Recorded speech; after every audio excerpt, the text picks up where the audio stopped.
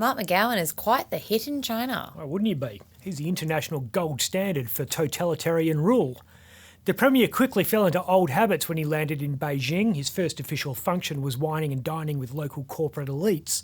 So it was business as usual there. They called him the King of WA. Oh, he'd be loving that. Unfortunately for us, when the King's away, the place gets run by the court jesters.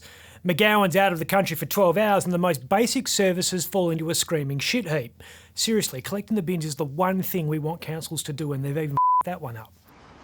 You had one job. And without the iron fist of King Mark keeping his lieutenants in line, they started bickering.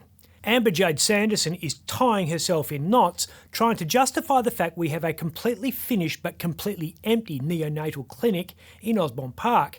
The Health Minister originally suggested the ghost wards are not meant to be operational at this moment in time. They'll come online when the surrounding population surges. Then she said that even though the anticipated Aussie Park population surge was yet to happen, she'd still like the facility to be used at full capacity now, only they can't find the staff to run it. Doesn't it appall you that it's not being used? Oh, no. A very good thing in some ways.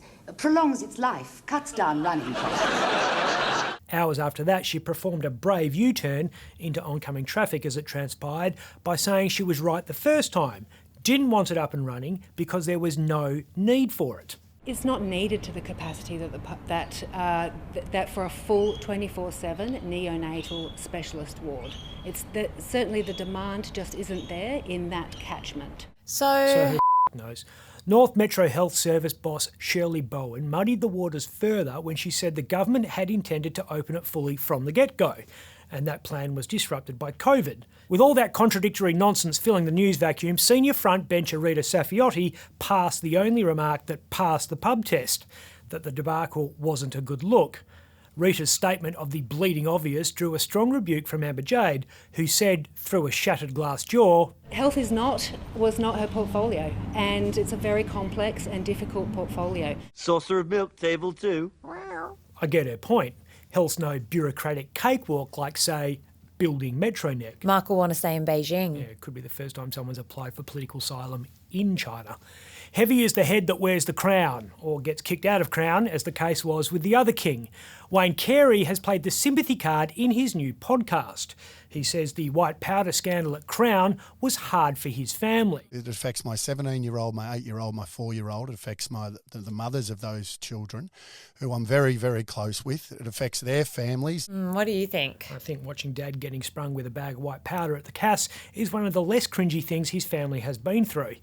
Kerry's podcast is called The Truth Hurts. I wonder if he sees the irony. People in positions of power get good at glossing over small hypocrisies. This guy's become the master.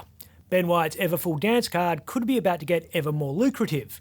Word is, one of the Australian Labor Party's most celebrated members is in the running to be the new boss of the Business Council of Australia. You don't know the power of the dark side. A move to replace Jennifer Westacott as head of the BCA would be quite the coup for the business lobby, which would use him as a foil to accusations it is only interested in screwing over workers. Bit hypocritical of Ben. Maybe he'll be able to wash away some of the accusations of selling out every night when he gets into his giant money bath. Recruiting someone who should be your natural policy enemy is clever politics, just ask Peter Dutton.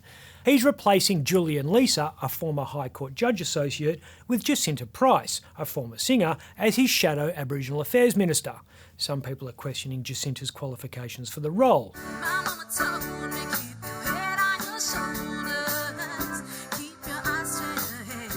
Personally think there's a pretty obvious one, but politically her pedigree is less important than Dutton's ability to say to everyone, "What do you mean I'm racist? Some of my best friends are Aboriginal."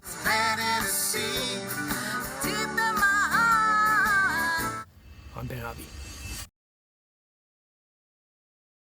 For more update, click the subscribe button below.